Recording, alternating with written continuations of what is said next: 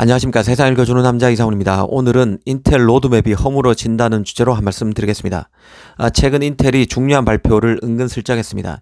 이 핵심은 데이터 센터용인 맥스 GPU 시리즈의 리알토 브릿지 시리즈를 취소한다는 것입니다. 원래 인텔은 내년인 2024년 리알토 브릿지 GPU를 내놓기로 했었는데요. 이를 포기한다는 내용이죠. 그 결과 인텔의 다음 데이터 센터 GPU 제품은 2024년이 아니라 1년 더 늦은 2025년에 나올 것이며 이 팔콘쇼 칩넷 기반 하이브리드 칩 형태로 제공될 것이라고 밝혔습니다. 이 공식적인 언론 릴리스 형태가 아니라 슈퍼컴퓨팅 그룹 부사장의 블로그를 통해 밝혔습니다. 이 오피셜로 중요한 의미가 있는 소식을 이런 식으로 은근슬쩍 흘리는 모양새가 좀 그런데요. 그만큼 인텔의 로드맵에 차질이 빚어지고 있다는 의미로 받아들이면 될 것 같습니다. 대부분의 외국의 IT 전문 매체들은 인텔이 GPU에 대한 야망을 한 단계 낮췄다고 표현했습니다. 인텔은 딱 1년 전인 2022년 2월에 인베스터 데이를 통해서 프로세서의 미래와 관련해 주목할 만한 언급을 했었습니다. 특히 눈여겨볼 대목이 바로 프로세서의 통합과 관련한 것이었는데요. 이 팔콘쇼가 대표적입니다. 이 팔콘쇼는 인텔의 자체 설계 IP인 X86 CPU와 그 알케미스트 GPU를 하나의 재원 소켓 칩에 결합하는 새로운 프로세서 아키텍처를 말합니다. CPU와 GPU를 하나의 프로세서로, 즉 단일 칩으로 통합해 만든다고 이해하시면 됩니다. 인텔은 그 슈퍼컴퓨팅과 HPC 시장을 겨냥해 팔콘쇼를 내놓았는데요. 이 당시에 2024년에 출시할 프로세서를 팔콘쇼로 만들어서 선보인다는 목표를 제시했었습니다. 그 인텔은 일종의 그 프로세서 간 통합과 결합을 의미하는 팔콘쇼의 전 단계로서 GPU 제품과 관련한 발표를 했었고, 여기에 리알토 브릿지를 2024년에 출시한다는 계획이 녹아 있었습니다. 그런데 이를 취소한다는 것입니다. 그 아시다시피 인텔은 지난 2020년 무려 21년 만에 독립 그래픽 시장에 복귀했습니다. CPU 안에 내장된 GPU만 만들어 왔던 인텔이 병렬 연산에 강해서 AI 프로세서로 각광받고 있는 GPU 시대를 맞아서 독립형 GPU 시장에 진출한 것인데요. 여기에 GPU 풍기와도 맞물려서 인텔의 독립형 GPU 시장 진출은 더 집중적인 조명을 받았던 게 사실입니다. 그러나 한편으로 아이러니하게도 인텔은 앞으로 내놓을 GPU 제품의 로드맵을 설명하면서 프로세서의 통합 때문에 굳이 독립형 GPU와 내장형 GPU의 구분이 필요 없는 시대가 왔다고 강조하기도 했었습니다. 무려 21년 만에 독립형 GPU 시장에 다시 명함을 내민 인텔이 프로세서의 통합 추세와 맞물려서 자신의 컴백 의미를 축소하는 발언을 했다는 점에서 흥미로웠는데요. 어찌됐든 리알토 브릿지 GPU를 접는다고 한 만큼 인텔의 로드맵이 갈짓자를 그리는 모습입니다.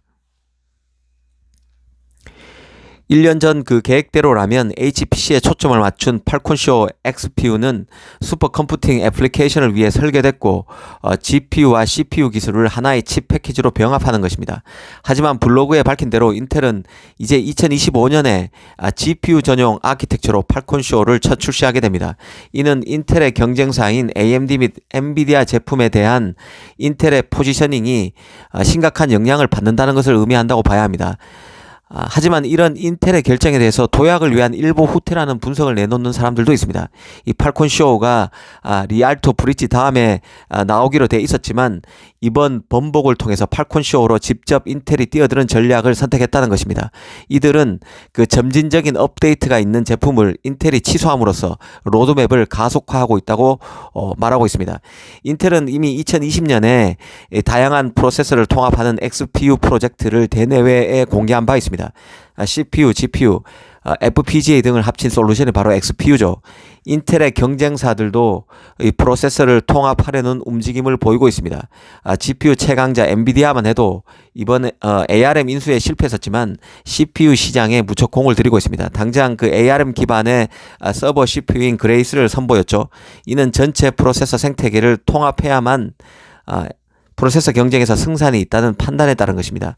AMD도 마치 인텔이 시뮬레이션 칩 업체인 알테라를 인수해서 FPGA와 다른 프로세서 간 통합의 계기를 마련한 것처럼 자일링스 인수를 마무리 지었습니다. 일전에 그 AMD가 CPU 시장에서 일치월장하면 할수록 GPU 시장의 엔비디아가 긴장하게 된다는 말씀을 드린 적이 있습니다. 한 IT 기기에 들어간 CPU와 GPU가 같은 회사 제품이어야 성능 최적화에 유리하기 때문인데요.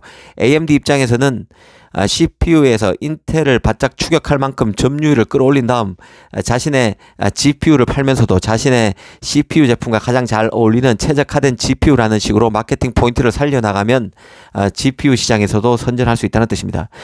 그런데 이런 구조를 더 확장해서 생각해 보면 이제는 프로세서 업체들이 아예 CPU와 GPU를 묶어서 하나의 솔루션으로 공급하는 형태로 나가고 있음을 이해할 수 있게 됩니다. GPU 업체 엔비디아의 서버 CPU 시장 공략, 그 CPU와 GPU를 모두 하는 AMD의 FPGA 업체 자일링스 인수, 이런 것들은 모두 차세대 프로세서 경쟁에서 이기기 위한 것으로 모든 프로세서를 하나의 솔루션으로 공급하는 큰 그림 속에서 일어나는 현상들입니다. 사실 프로세서 1위 업체 인텔이 후발주자의 거센 추격 속에서 가장 먼저 한 개의 아키텍처로 CPU, GPU, FPGA 등의 호환성을 확보하고 더 나아가서 이를 결합 통합하는 데 성과를 낸다면 시장에서 우위를 지켜낼 수 있습니다. 이런 시도 자체가 PC, 스마트폰에 이어서 추가로 거대한 시장이 생길 것이 확실한 가운데 미래에도 프로세서 생태계를 지배하겠다는 인텔의 전략에 따른 행보입니다. 마치 최근 탈인텔을 선언하고 노트북과 PC에서 자신만의 ARM 기반 CPU를 내놔서 인텔 기기 간 호환성을 강화함으로써 애플에 한번 들어가면 빠져나오지 못하게 만들려는 락인 효과, 묶어두기 효과를 극대화하려는 애플처럼 인텔도 그런 방향으로 나가고 있다는 생각입니다. 펩 겔싱어의 등장 이후 바짝 기술 리더십을 끌어올리기 위해서 발버둥치고 인텔이 이번에 GPU는 또 리알토 브릿지를 포기했습니다. 과연 인텔이 이런 행보에서 기술 리더십을 확보하기 위한 행보에서 성과를 낼지 지켜볼 필요가 있다는 생각입니다. 감사합니다.